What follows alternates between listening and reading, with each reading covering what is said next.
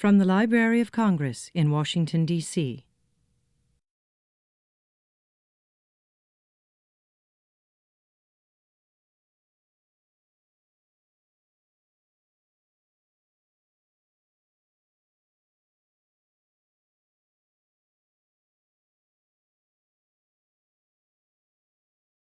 Well, good afternoon, and welcome for joining us today on a very cold day where the transportation doesn't run too well in Washington, I hear. But we're very pleased to have you here for a special presentation in the Center for the Books, Books and Beyond series of noontime talks about new books that are pertinent in some way to the Library of Congress. The Center for the Book itself is the reading and literacy promotion arm of the Library of Congress. We were created many years ago by Daniel Boorstin when he was the Librarian of Congress, who wanted the Library of Congress to find a way to reach out to the general public as well as the scholarly public in book and reading promotion. And one of the ways was to create a special office that was privately funded, except for the staff of the center, which in those days, in 1977, was me. I was the founding director, to find ways to reach out, to call attention to the importance of books and reading. And we have grown considerably in these 35 plus years and have a couple of national networks of states. There are branches, not branches, but affiliates in each state that promote reading and book cultures of those states. And in those 30 years, literacy has become a more evident problem in the Library of Congress, in the world. And the Library of Congress has taken a role to try to work with other organizations to promote literacy as well. The National Book Festival, which some of you may know about, is an annual event at the Library of Congress with which the Center for the Book is closely associated. And we also sponsor these noontime talks, which, as I mentioned earlier, are aimed at new books to try to show that the results of research in not only the Library of Congress, but in libraries and institutions around the world can be a very productive, important item called the book, which is still in many ways the foundation of knowledge and learning in our society. It's just that we often have it available in many different formats now. And the idea of promoting reading books and promoting reading in every way is at the heart of the Center for the Book. These particular talks are all filmed for the library's website, so we can make them available. This is about the 12th year of this series and more than 250 such book talks, which consist of a presentation by the author, a brief question and answer period, and then a book signing, are all recorded. At least the talk part is recorded. And we do want you to know that in the question and answer period that your asking a question will really be your permission for us to use your question and answer as part of our overall presentation on our website and in other ways that we want to spread the word about the books and the importance of books, such as today's book, No Exit to Pakistan. Our author, Nan Markey, happened to be in my office today just before the presentation when the Librarian of Congress, James Billington, happened to come by, which he does not do very often in the Center for the Book office, and we were able to chat briefly, and Dr. Billington's first question to Dan was something that I had already had covered in my introduction, but it was, did you know that the Library of Congress has an office in Pakistan? And the truth is that it is one of our principal overseas acquisitions offices that was created in 1962, actually, as a result of Public Law 480. And these were funds which some of you may know about, that were made available to the U.S. government, that they had been acquired as a result of agricultural sales, and it was decided to keep the funds in the country by making use of a library acquisitions function. At the same time, offices were created in India and in Egypt, and it was the basis, really, in many ways, for further expansion in the 1980s and 90s of the Library of Congress's Foreign Acquisitions Program. We are a worldwide library. We are still supported by Congress in a generous way that enables the institution to not only collect, but also make available foreign language collections in many different formats. And in the case of Arabic, for example, we are the largest library, an Arabic library outside of Egypt, and this list grows for many of our major languages and areas of the world. So it's quite appropriate today that we have a speaker who is going to inform us not only about an area in which the Library of Congress has a direct interest, but one that is of great significance to the world today. In the book, Dan tells the story of the tragic and often strained and tormented relationship between the United States and Pakistan. And he will talk more about this topic, but I will note from our news release and from some of the reviews, the excellent reviews of his book, that everyone agrees that Pakistan's internal strife has threatened the U.S. in ways that we never had imagined, and that along with the problems of India and China in that part of the world, this is a growing problem that we are fortunate to be able to learn about from today's speaker. In looking at the reviews of the book, not only do we know that we're going to learn about Pakistani society, and also we're going to have Dan's opinions about future U.S. policies and how Washington might avoid past mistakes. But I loved the little phrase, Dan, that came from one of the reviews saying quickly, it was a one-page summary of your book. This book explains how Washington can prepare for the worst, aim for the best, and avoid past mistakes, period. I said, well, isn't that how we all try to lead our lives as well? But I think you should feel good about the reviews of the book, and we're very pleased to be able to have you here today. Dan Markey is a senior fellow for India, Pakistan, and South Asia at the Council for Foreign Relations, where he specializes in security and governance issues in South Asia. From 2003 to 2007, he held the South Asia portfolio in the Secretary's policy planning staff at the U.S. Department of State. Dan is a graduate of Johns Hopkins University and holds a doctorate in politics from Princeton. Prior to the government service, he taught in the Department of Politics at Princeton University, where he has served as executive director of the research program in international security. We're very pleased to present, to educate us about the U.S., Pakistan, and the current world, Dan Markey. Dan?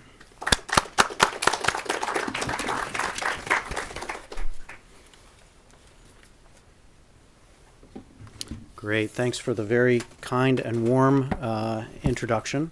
And thanks for coming out. It is warm in here, but I know it's very cold outside, so I appreciate it for all of you for having made the trip. Let me also just say, to echo some of the comments about the importance of books and my own concern that I have two children, a 3-year-old and an almost 5-year-old, and sometimes I worry that when they look back at their childhood, they'll say, "What did you write? A what? A book? What was that? And what was the significance of that?" I hope it's not the case, and I've kept 2 copies that someday maybe they'll actually read. Who knows? But specifically for them, because I do think that it's important. And in the acknowledgments of the book, not only do I acknowledge a variety of people who have been helpful to me, but also institutions that have seen fit to continue to support the writing of books, and grant-giving organizations in particular, but also standing here in the Library of Congress. It's also important to recognize the kind of work that's been done here to support researchers, to allow them access to an incredible facility, and to make this kind of research that is sort of, I think, unfortunately less valued, but continues to have great significance into the future. I hope my book will fit into that category, and I hope that you'll get a chance to read it either because you purchased it out front, or you buy it online, or you get it at a library. I don't much care. I would say that it is a book that will have some shelf life, I hope, because it is a book that talks about the nature of a problem relationship. And I think that for scholars of international relations, whether they're interested specifically in U.S.-Pakistan relations or if they're just interested in relationships between states, they'll find something of utility, I think, in this book for years to come. And I think also, I hope, as a guide to the possible in U.S. foreign policy. That is, the challenges that we face, the problems that we've had in terms of implementation, in terms of formulating U.S. strategies and so on. I try to grapple with these issues in the book. But that's not really what motivated me to write the book and to write the book the way that I did. And I should put a little context here.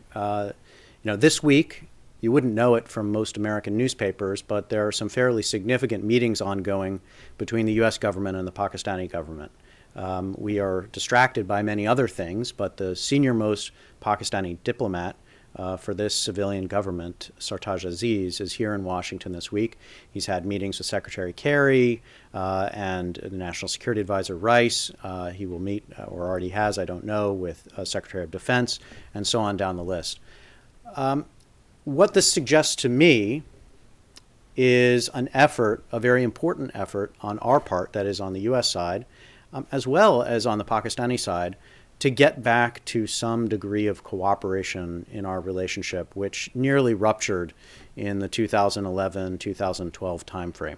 And I'll go on, get into that a little bit more deeply, but it's a recognition of the significance to both sides of this relationship that these kinds of dialogues take place, regardless of precisely what we get out of each one. It suggests it's a signaling effort on both sides to show how significant we think the other side is. But in spite of this constructive tone, and there has been a constructive tone, there is still a deep and abiding underlying set of differences between our two countries. And that, I think, gets back very much to the title of my book and to the core of the topic of my book. Now, the title of the book, No Exit from Pakistan, draws very consciously from a much more famous publication, the Jean-Paul Sartre play from 1944, No Exit. And while you may not all be familiar with it, this is a play produced in the depths of a very difficult time and toward the end of World War II, released in Paris, and which presents us with three individuals who find themselves trapped in what seems to be a living room at first, and they begin to talk to one another, and after they do, they start to realize that it's no ordinary living room, that in fact it's hell, that they've been sent there by the devil, and that they will be there, as they put it, forever and ever and ever to torment one another. And that they're uncommonly good at doing this, that their life experience and personalities have made them very capable of touching raw nerves in each other. And as I was looking for a title of a book about the U.S.-Pakistan relationship, this really struck me as an appropriate way to see it, that actually in the U.S.-Pakistan relationship, we too have found that we are uncommonly good at touching raw nerves, very different on either side, but that also we're stuck with one another and that we have been for decades, whether we like it or not. There's a point in the play, in the Sartre play, where the door to this living room swings open and the characters debate whether maybe they can make a run for it. and get out of their predicament. And they realize very quickly that they can't. I think that the door, in a way, to our relationship with Pakistan looks also like it's swinging open now. It's 2014. This is a year of transition in our relationship and our activities in Afghanistan, neighboring Pakistan. Our military will be drawing down significantly, perhaps even, depending on how negotiations go, all the way to zero in Afghanistan over the next year. And Pakistanis, many of them, anticipate that this looks like a looming, as they would put it, abandonment, not just of Afghanistan, but of Pakistan as well. And part of the goal that I have in writing the book and framing it the way that I did and titling it the way that I did is to suggest that no, there is no exit from this relationship. That doesn't mean, from the relationship with Pakistan, that doesn't mean we can't reduce our military presence next door. We will, significantly. What it means is that the world is too small for us to see the bundle of challenges in Pakistan as something that we can sort of wash our hands of and move on to other global challenges, as many other global challenges as there may be. So that's why I framed the book the way that I did. And it's driven also in part by the fact that I work here in Washington. I spend some time interacting with both members of Congress, but more often with their staff members, members of the public, and other interested foreign policy watchers. And it is very clear that the past several years have been tremendously difficult ones in our relationship with Pakistan and in our global engagement more broadly, and that there is a frustration, a sense of exhaustion, and a desire to pull back from the world in many different ways, and that Pakistan is an example of this. And so I also wanted to test that proposition in this book and see what the consequences of such a pullback might be. I'm worried about it, but to also try and offer some suggestions as to alternatives.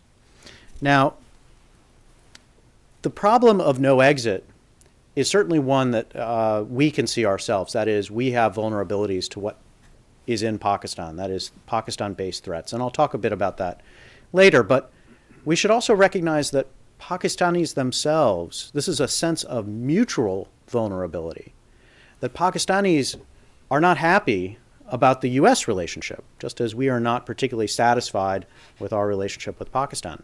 And I think maybe the best way to talk about this is to recount a short story of when I was in Islamabad.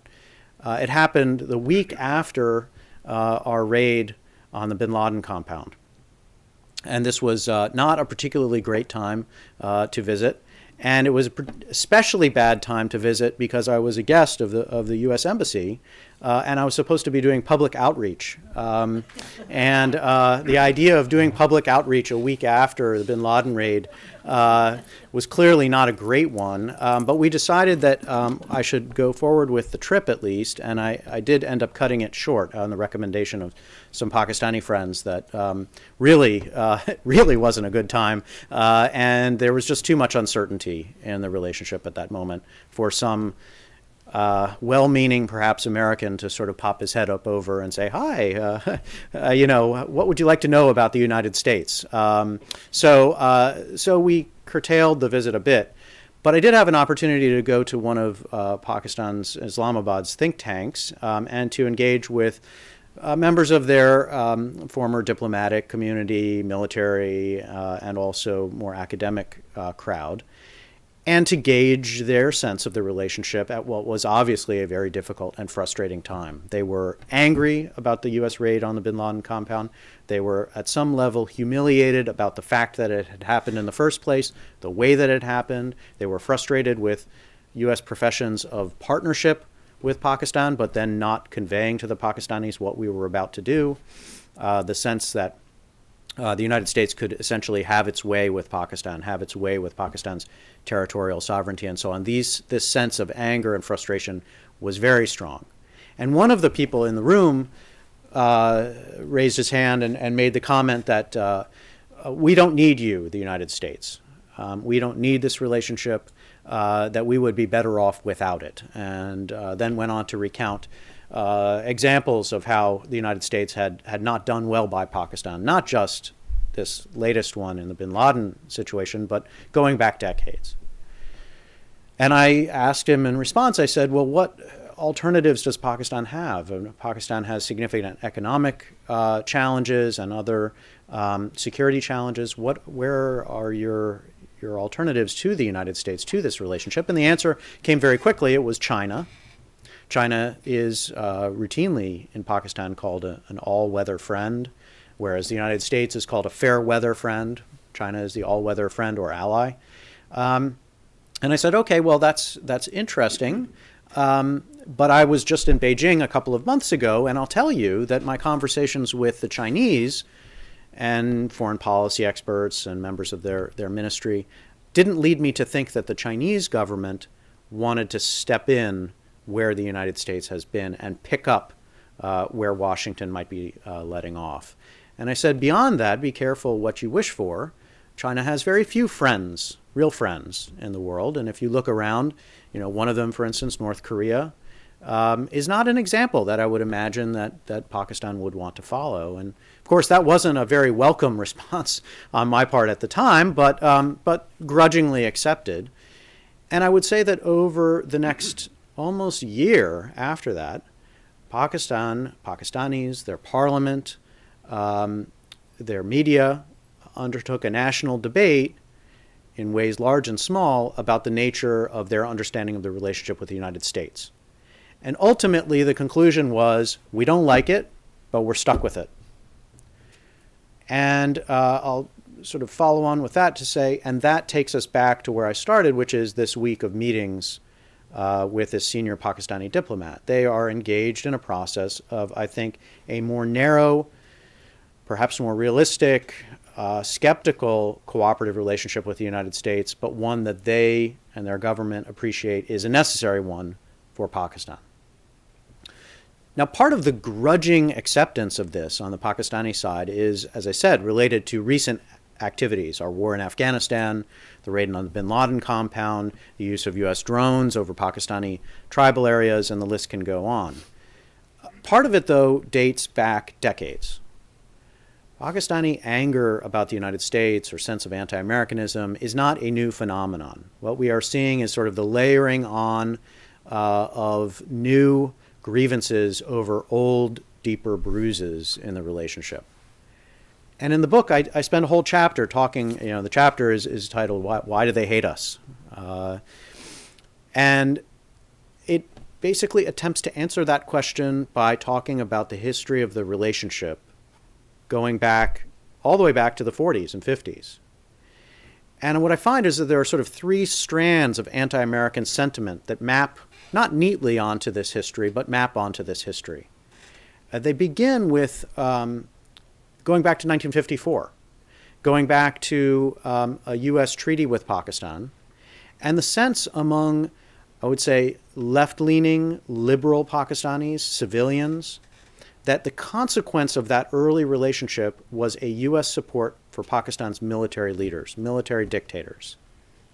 And that this similar U.S. support had played out at other instances during different eras in the 1980s and again under Musharraf after 9/11, where the United States was too much in bed with Pakistan's military and too little supportive, or produced too little in the way of pressure on Pakistan's military to yield to more democratic forces, civilian forces. And from a liberal Pakistani perspective, this is seen as a deep hypocrisy, that the United States is not living up to its own principles enshrined in our own constitution in our practice of foreign policy overseas. And one Pakistani in particular made this case very firmly with me, and I talk about him in the book, a very prominent attorney, Etazaz Ahsan. He's a leader not just in the world of law, but also in politics. He's a major figure in the Pakistan People's Party, and also was a central figure in, and I'm sure you'll remember this, the black-suited lawyers protest movement against Musharraf that ultimately helped to bring him down in 2007 and 2008. And this attorney would meet with me on occasion while I worked at the State Department and also afterwards. and would make it very clear that the problem with U.S. strategy in Pakistan was that we were too much wedded to Pakistan's military leaders, and that ultimately this would be counterproductive. And in many ways, I agree. The challenge, of course, has been that, and I point this out in the book as well, that when we have needed Pakistan, for instance, after 9/11, we didn't have an option to choose a different Pakistani leader, and that this has been true at various other points throughout history. And so we've been dealt a difficult deal. We haven't always played it as well as I think we might. But this is part of the grievance. Now, liberals and left-leaning intellectuals in Pakistan form a tiny minority in the country. But they're vocal, they're highly educated, they're well-connected, very articulate, and they should be our allies. But as I've explained, they're not. They form a part of this broader anti-American sentiment. So that's one piece. Another piece, and much more prevalent in Pakistan, is what I describe as a nationalist anti-American sentiment. And this, I think, comprises more like, I don't know, you could say as much as 70, 80% of Pakistanis fall into this category. A more centrist political mood, which is angry about the United States, not so much for who we are, what we believe in, or even that hypocrisy about dealing with their military, but blames us for what they would see as a series of abandonments, of U.S. abandonments, and I talked about this earlier, not just of Afghanistan, but of Pakistan itself. And that's, in the book I talk about A.Q. Khan, and you probably heard of him, Dr. A.Q. Khan, the world's most famous nuclear proliferator.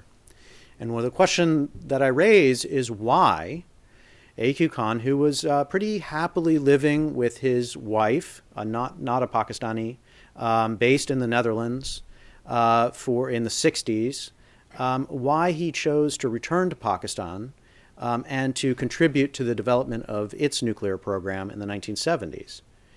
And the answer, as far as I can tell, was his sense of patriotism, his assessment that Pakistan needed a nuclear capability and that he could contribute to it. Now, later, he may have been driven by financial motives, by other motives, but at the outset, it was his sense that Pakistan needed help and that he could provide it. And beyond that, that the rest of the world, and including the United States, was not going to provide it and was untrustworthy. And this group of, and I think this is a very common narrative in Pakistan, this view is that the United States has left before and will leave again. And as 2014 comes, and as we're talking about this departure from Afghanistan, there is this sense is even stronger now. A final strand of anti-American sentiment. I talk about Hafiz Saeed, the head of Lashkar-e-Taiba, the terrorist organization based in Pakistan that was responsible for the 2008 Mumbai attacks that took place over our Thanksgiving weekend. This is a strand of view or attitude in Pakistan, unfortunately, that has been growing over decades. In many ways is rooted in the Afghan wars of the 1980s, but has some precursors. Has been fueled by some of the more extreme madrasas and training camps and other facilities in Pakistan that have led to what you might say in shorthand a jihadi or violent extremist mentality. Now, this is a small segment of Pakistani society, I want to be clear, but it's violent, extreme, well-organized, very vocal, and committed to its cause. So when you put all of those pieces together, you can see that this is an anger, an anti-American sentiment that is very important, that will persist, that is different from the others. You put all of these pieces together, and now you, I think, get a better sense as to where that anger post-Bin Laden raid came from, and why the acceptance of a need to work with the United States is, in most quarters in Pakistan, a grudging acceptance. Okay, so that's the Pakistani side of the ledger. Let me talk a little bit, though, about the U.S. side, because here, I think we need to think about our own vulnerabilities to Pakistan, or to Pakistan-based threats. And I begin by, first of all, trying to sketch out a profile of Pakistan itself, or a portrait of Pakistan. And I talk about it as a composite portrait of 4 different layers, sort of like what you might do as the police will do these composite drawings based on several witness accounts. And my feeling, having worked on Pakistan, is that depending on who you talk to, you get a different portrait. Not totally different, but different, stressing different features. And so I talk about 4 of these. And the first of these that I talk about is what I call a basket case, right? This is a society that has over decades shown that it is not investing in its people, in its infrastructure, in its quality of governance, its delivery of services, and it's failing in ways. It hasn't failed, but it is failing. And I tell the story, for instance, of going to Karachi, meeting with some very wealthy businessmen who took me out to a really great lunch at a French bistro. This isn't the kind of thing you might expect happening. It doesn't happen to the average person in Pakistan, certainly. And as we're sipping our chilled cucumber soup over lunch, the lights go out. And without missing a beat, they all pull out their cell phones and put them on the table to make sort of a little flashlight kind of solutions to the problem. And then we get to the conversation, the broader conversation, the more serious conversation of it's not just that the lights go out with such regularity that nobody even cares. It's that the power to their factories is not coming on, and that this is having very significant consequences for their ability to make money and also for the national economy. And if you multiply that in the areas of education, infrastructure, roads, ports, schools, and healthcare and everything else, you find a country that isn't succeeding. And not only that, but it is growing rapidly.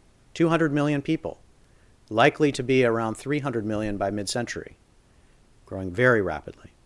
So if it's unable to meet its challenges now, if it doesn't change, it's likely to get worse. Okay, so basket case. Then I talk about a garrison state. A garrison state, that is a country that is dominated by its military.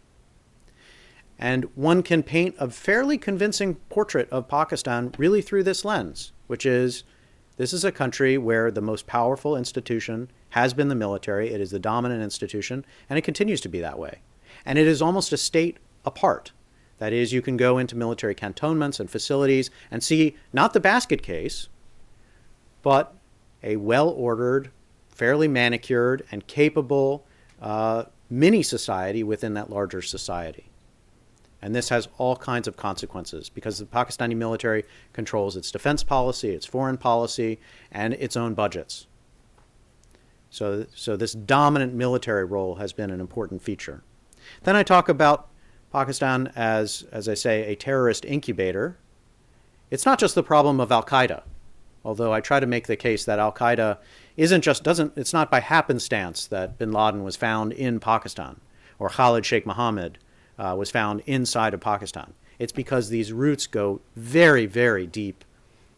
Their networks run deep. Their financing networks, their personnel networks, their relationships to various organizations run deep within the state and society. It's not just that. It's that as you look to Pakistan, you see the conditions or the potential conditions for Al-Qaeda's 2.0, 3.0, 4.0 to emerge if these problems are not addressed. That is, extremist sympathies, these pre-existing networks, a sense that parts of Pakistan are very remote and difficult to police or to control, and yet parts of Pakistan are completely globally interconnected. The port of Karachi, for instance, in ways that make Pakistan both difficult to access, but also make it difficult to cut off entirely. And so I talk about that challenge of terrorism. And finally, the fourth face is perhaps the most positive, certainly the most positive one. I talk about a youthful idealist. Because as I said, Pakistan is a fast-growing society. 60% of Pakistanis today are under the age of 23. 60%. And that will be true for the next several decades. These Pakistanis, some of them, yes, are prone to the lure of extremism and violence and so on. Many of them are far more eager to get education, to get jobs, to find opportunities, and to see reform of their own state and society in positive ways. And I've seen many examples of this during my travels in Pakistan. And so this is yet another face of Pakistan. By some estimates, we're going to see a country the size of Iran, 85 million, added to Pakistan in the next several decades. If you think about it in that context, you see how significant that youth bulge really could be. When you put all of these pieces together, and I'll try to wrap up here, what you see are the potential that Pakistan continues to have threatening components to it. First of all, the terrorism problem that I've talked about. Secondly, and I haven't talked much about it, but the nuclear challenge, because of course Pakistan is not just a country that has deeply embedded terrorist networks, but it also has a large or a significant and growing nuclear capability, a capability that is growing in the area of tactical nuclear weapons, very small nuclear weapons, artillery-based, that unfortunately many fear are more prone to being stolen, used in an unauthorized way in the midst of a crisis, and so on. So raise new concerns about its nuclear capabilities. And yet there's one more area of vulnerability that I think needs to be highlighted. And that is that Pakistan's size and its location make it relevant to broader U.S. concerns and interests, not just Afghanistan. We have come over the past decade to think very routinely about the AFPAC relationship, the war in Afghanistan and Pakistan. I make the case in the book, and then I've also got a new report that came out about a week and a half ago, that it is Asia, more broadly, where we need to see our concerns about Pakistan and also the positive potential of Pakistan. So let me sketch that out, and then I'll open to questions. Why is this? Well, if we look at Afghanistan, obviously I've already talked about our drawdown of military forces there. We are very clearly signaling our limited interest in Afghanistan over the long term. But if we look to China, if we look to India, we see an extensive and growing long-term interest where the United States has already suggested it has a commitment. The Obama administration, for instance, has talked about its rebalancing to Asia. And the question in my mind has been, so where does Pakistan fit into this? And I think the answer is twofold. Or at least right now, there hasn't been an answer, I should say, from the administration. But I think the answer will be twofold. It will be, first of all, we think that Pakistan has the potential to be destructive or destabilizing to that broader region, particularly to India, but also perhaps to that is the U.S. relationship with China. Pakistan has the potential to cause trouble there for all the reasons that I've talked about, for its internal instability, for some of the hostility of groups based in Pakistan against India, and for the possibility that our relationship with Pakistan could go wrong and Pakistan-China relations could stay tight, and that could cause some irritation between us and Beijing. You put these pieces together and you start to understand these interconnections. So that's the Asia, the downside of Pakistan's relationship with Asia. But there's also a much more positive potential. Now, I talked about this enormous youth population and the need for jobs and opportunities and so on.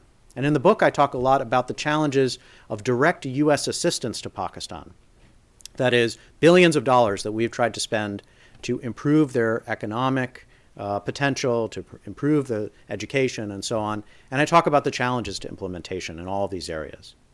If we look at other large and medium-sized and even small societies in Asia, we see that their success over the past several decades has usually been driven by their regional economic integration and global economic integration.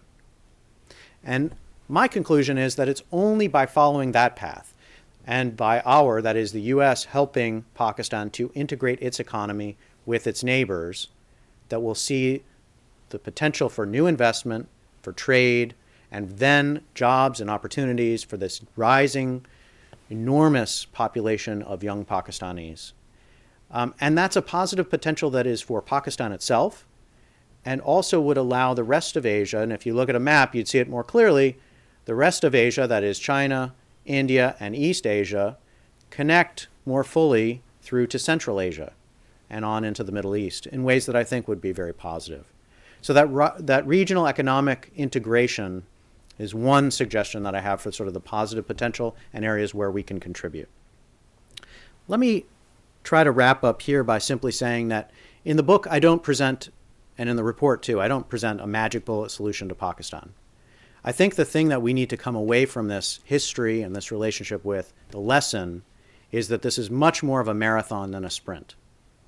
and that it's not going away. That is, all these challenges are not going away, that no solution can be brought to the table in the near term that will allow us to exit from Pakistan or to escape from that set of challenges. And I think that it's a kind of a tragic mindset. And it, again, follows from this Sartre play, and I think it links up nicely with it. That is, things could get significantly worse, and they might. Things won't get all that much better too quickly, and yet we need to understand that we're stuck with this, as Sartre puts it, forever and ever and ever. Now, I know I leave you on that unhappy note, but I think that there are ways that we can manage this relationship more successfully than we have in the past, and I hope we can do so, and I hope the book contributes to that effort. And again, thanks for coming out, and I look forward to your questions.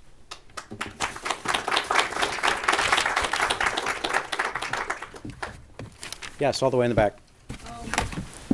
You made this statement about the support for the Pakistani military, which to me seems to connect all the different characterizations of Pakistan, whether it's a basket case, a garrison state, or otherwise. The support of the military has undermined Pakistan and has brought to bear all the problems that we want to avoid. I mean, what explains the huge difference in trajectories of India and Pakistan, both born at the same time, same people, same talents, two countries going in two different directions, if it were not for the support of the Pakistani military? I'm curious to know what your thoughts are about how it has undermined exactly what it was intending to avoid. And could you summarize Yeah. the question? Yeah, so the question, I think, is, if I understood correct, is sort of a reinforced argument that the military and the military's behavior in Pakistan lies at the core of its problems, effectively, right? And you don't get much of an argument from me on that point. And I would say that the centrality of the Pakistani military to its politics, increasingly over time to its economy, and to certainly for decades its foreign and defense policies cannot be overestimated. But there are a couple of nuances here. I mean, one of them would be, I try in the book to talk about, is Pakistan about to be a revolutionary society? That is it going to undergo in the very near term a collapse, a calamitous collapse? And my short answer is no. Unlike some of the headlines that you might come across in papers and magazines and so on, I say no. And part of the reason I say no is because of the strength of the military. It is both a repressive political force and a source of order in a very disordered society. It has a kind of a dual face to it in that way. So while I completely agree with you that over the long term, the dominance of the military has been a destructive force in Pakistani society, responsible for many of the other ills that I've laid out, at this stage, there is no simple solution to dismantling that. And even as we've looked, say, if we look to the consequences of U.S. support to the Pakistani military, at times when we drew away from the relationship, we withdrew that support, it did not resolve the problems of Pakistan. In many ways, they got worse. I'm thinking about the 1990s, for instance, when you saw significant mismanagement and continued problems inside of Pakistan, and where we were effectively had pulled away and had the country in many ways under sanction and so on. So this is the problem. And when Pakistani intellectuals and liberals and so on make this case, which they do, and I'm very sympathetic to it, my argument has been it is up now to the Pakistani civilian leadership to demonstrate its capabilities, and for us to be supportive of that, its capabilities of governing the country more effectively. And that is the best way that they will gradually raise their profile and power in society and reduce the capacity of the military and keep the military more out of politics. If I had to sketch a more sort of evolutionary path to reduce the military's role, it would be that one. And the more dangerous one, the revolutionary path, is one I think I'm more fearful of, because I don't see it playing to the liberals' advantage. I see it playing to a more violent advantage, which would be worrisome not just to the Pakistani military, but to the rest of us as well. So, yes, sir. I know this contradicts your whole thesis, but I can't Yeah, resist asking. sure. what if we did exit from Pakistan? What if we did pull out, withdraw all aid to the military and to civil society, just have an embassy and a branch of the Library of Congress, and that's it? And what would be the downside to us? Not maybe Pakistan, I don't know what Right. happened in Pakistan, but Right. for the United States, for our national interest. Exactly. Okay, so you should read chapter 7. I talk about three alternative approaches, and one of them is what I label a defensive insulation, and it is exactly what you just laid out. And I describe how we would try to go about narrowly defending ourselves against some of these, whether it's the terrorist threat or concerns about the nuclear program, and on regional militancy, if we did exactly that, if we basically went to a skeleton embassy staff, cut all military and civilian assistance, basically drew away from all diplomatic exchanges that weren't absolutely necessary, maybe even shut down their Library of Congress acquisitions office. I don't know. I didn't mention that. That was too sensitive a topic. But the problem was twofold. First, I'm fully aware that there may come a time when we will need to do this. That is, I open that chapter, in fact, with a profile of former Pakistani army chief Aslam Beg, who I met with in research for this book. And while he was quite polite in our exchange, he voiced such a hostility toward the United States, such a deep sense of kind of a conspiratorial sense of anti-Americanism, that it led me to conclude that if such an individual actually ended up fully in power in Pakistan, we would have little choice other than to go down that path. Pakistan would be a hostile adversary, more alike to North Korea than it is now. So I'm aware that we may get there. What I would not want to do is to accelerate our path to getting there. I don't see that as a more positive, despite all the frustrations we have with Pakistan. I see that as a less positive place to be than we already are, and also a costly one, because what I lay out as a more comprehensive effort to deal with the threats inside of Pakistan from a distance is a forever campaign, one waged against probably an increasingly hostile country which feels alienated and angered by us, which won't have a serious prospect for bringing about, as we used to say, regime change in a positive way. That's not going to happen. So it's going to go on for decades and decades. And which, as I was talking before, Pakistan is not just a remote, landlocked, small country in the middle of nowhere. It is a large country with porous borders, connections to other important countries, which are going to be very difficult to wall off, to quarantine. And we found this in terms of broader counterterrorism efforts and so on. So it's to say, yes, there's a possibility we may get there. I don't think that we ought to try to get there. I think that the situation would be considerably worse for Pakistanis, for its region, and then ultimately for us.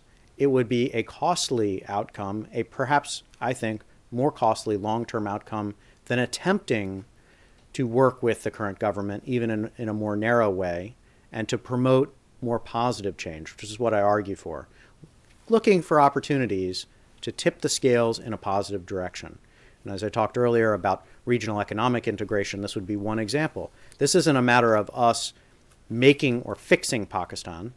This is a matter of us helping to unlock some of the regional potential that may be there. So that's the argument, And again, I'd say take a look at Chapter 7. I hope it's a compelling, perhaps somewhat even scary scenario of what would happen if we went down that path. But I think it's also, I hope, a realistic blueprint for what we would want to do if we had to go down that path. Because I fully concede that we may get there, despite of the fact that I'd prefer we not. So, yes, sir. Thank you for your presentation. I think we see Pakistan as a deeply divided nation with strong terrorist roots now.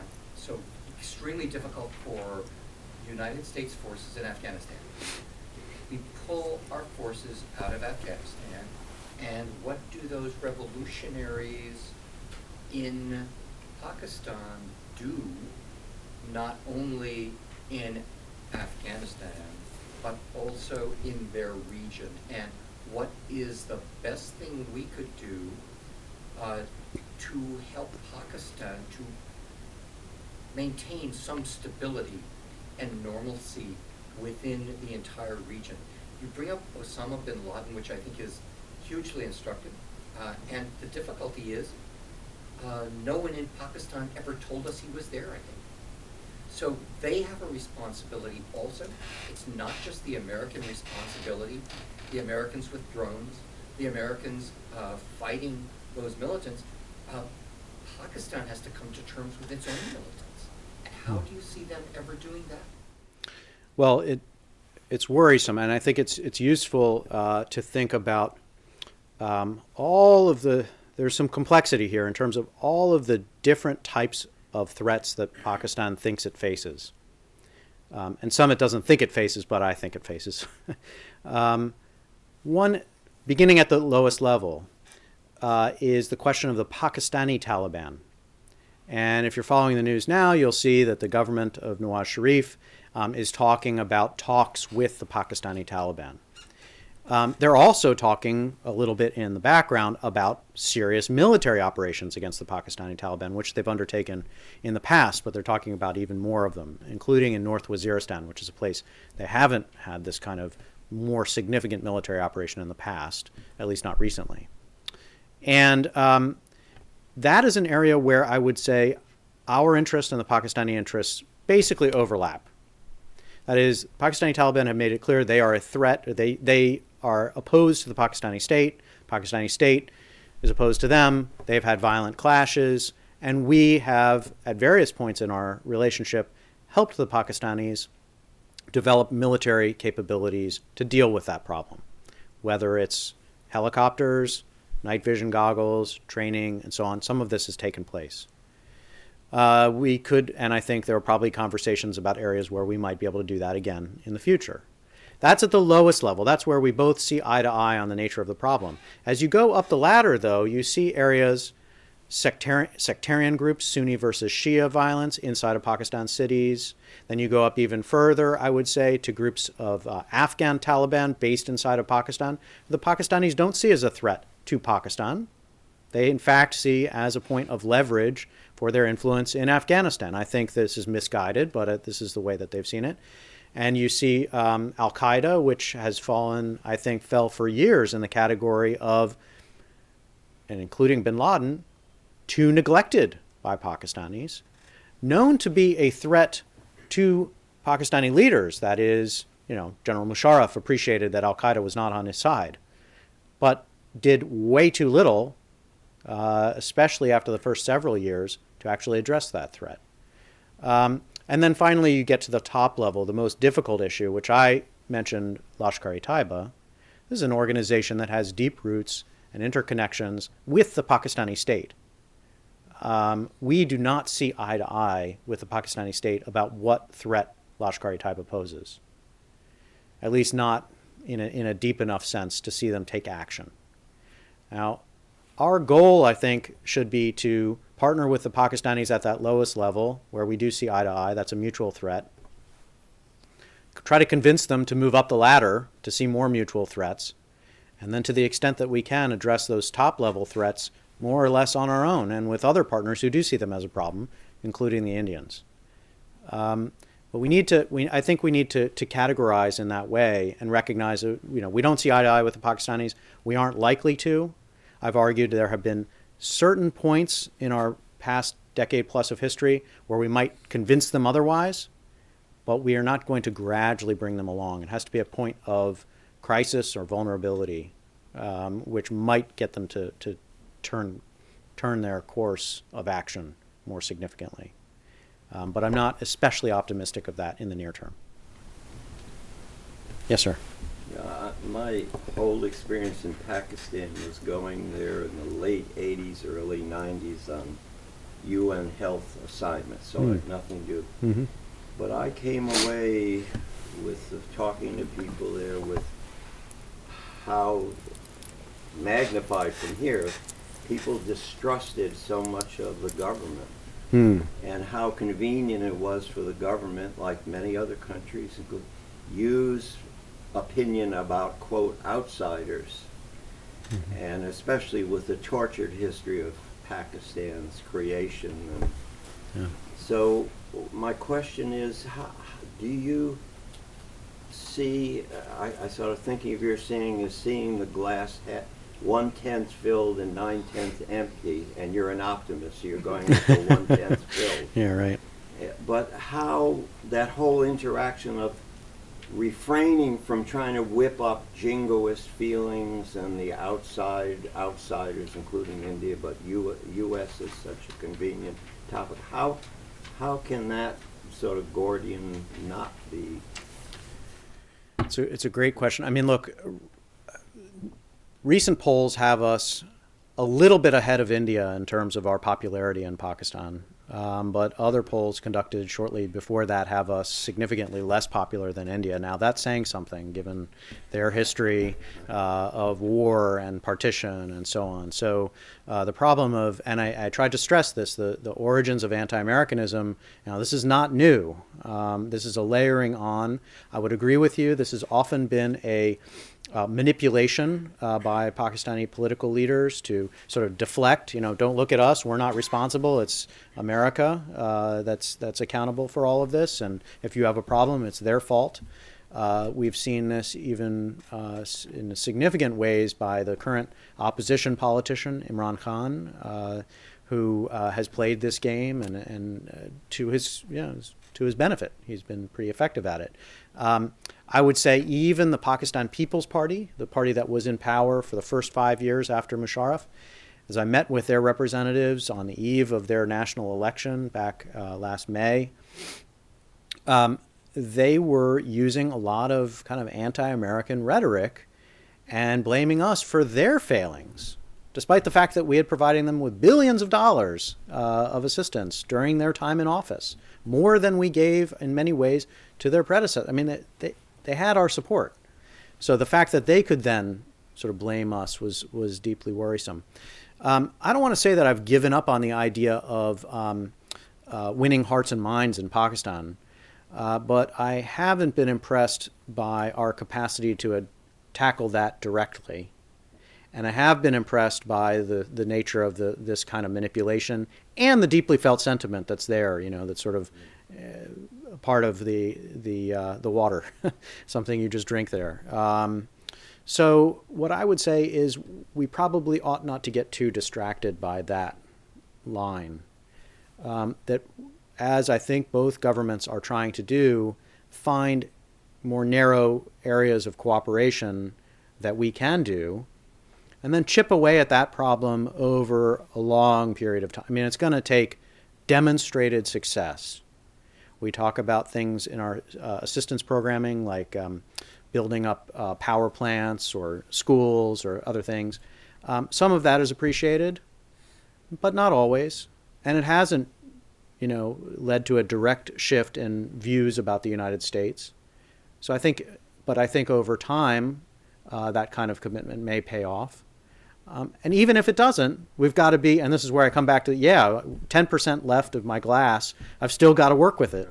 And I've still got to figure out ways to better protect us and our interests and deal with the Pakistan that is, and that continues to be anti-American in many of its outlooks, but to not overstate the depths of that anti-Americanism. And that's why I talked about different types of anti-American sentiment and where they come from.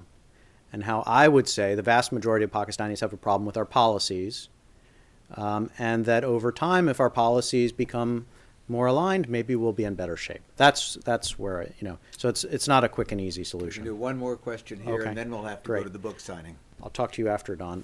Back there. Thank you for the presentation and writing the book. I haven't read it, but I'll go forward and read it. Great. I don't know if you mentioned the book about feudalism, which is very strong in Pakistan, strongly rooted, as well as they have strong ties with the political system, as well as in the army, as well as in the military. and 70% of the population is in rural areas, not very educated, and I think that is also a key problem with feudalism Yeah. in Pakistan. That's the reason that it's not growing. And in terms of differentiating with India, when the countries were born, India had the land reform, Pakistan did not. So Yeah, no, this is a great point, and it is something that I do write about, and it is also also a layering on the broader historical argument about what is different between Pakistan and India. Part of it is, as was the point made earlier, part of it is the dominance of the military in Pakistan, which is quite different from the Indian case. And part of it is this feudal question, the lack of land reform in a significant way, and the continued dominance of a narrow elite, and a lack of a modernizing economy, at least at a pace that would allow urbanized elites to take the place of the old feudal elites, right? Because you could see over time that you would see, the growth of cities, which is happening, and my hope would be that over time you'd see the growth in the power of sort of industrial class, and beyond that, a kind of a mid-level and lower-level entrepreneurial class that would create opportunities to lure the underclasses that are now under the sway of the feudal elites, lure them away and give them other opportunities, give them education. I mean, that's how you would modernize the society. But you haven't seen that fast enough to make up for that, and to make up for that continued dominance of this feudal elite. And in many ways, you've seen the replication of that feudal power in the business area, in politics, and they even extended into the military. So these things become mutually reinforcing, I think, in relatively repressive ways. And that is also a part of the Pakistani story. As I mentioned, we're going to need to continue the conversation with Dan during the book signing, which is very much a part of all Books and Beyond events. Thank you, Dan, for presenting an articulate, balanced, and very informative and interesting presentation. And we look forward to continuing the conversation in the back. And I also noticed a little booklet that you have on the side. You want to say a word I should make a about pitch. that? I've got a whole. I have about 15 copies of 14 now. Okay, of my latest report, which comes free whether you buy the book or not. So let's conclude with a round of applause for Dan Markey and a wonderful job.